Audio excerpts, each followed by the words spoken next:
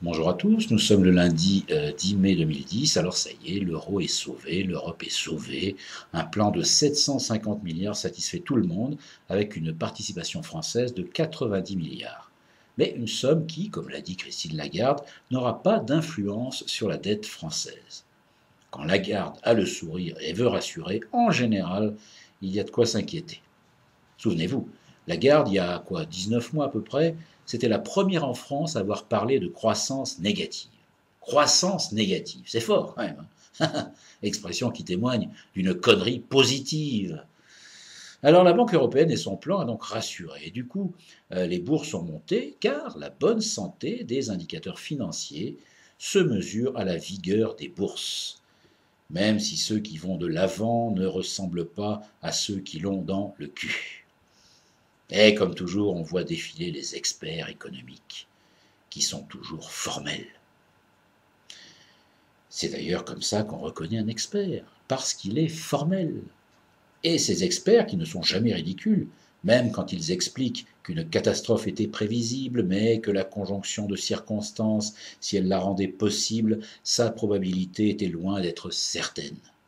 Mais c'est bien parce que ces experts ont un avis que le commun des mortels ne pourrait pas avoir, que toutes les chaînes nous les ressortent en permanence.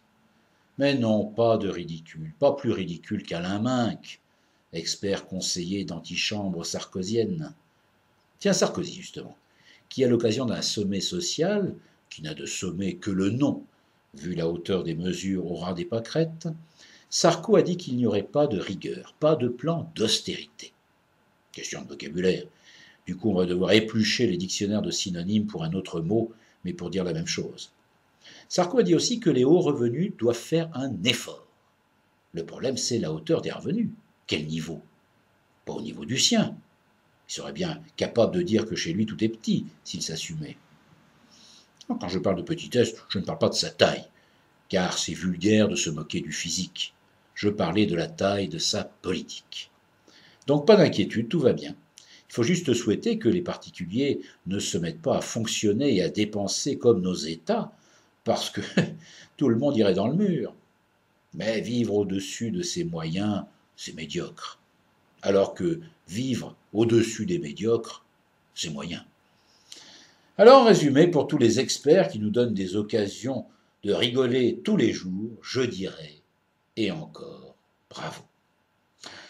Alors par ailleurs, si la publication du recueil de théâtre de 3 pièces que je devais sortir, Humour et Chanson, est un petit peu différé, le DVD, lui, est toujours disponible. Je le remonte, parce qu'il y en a qui ne l'ont pas eu encore.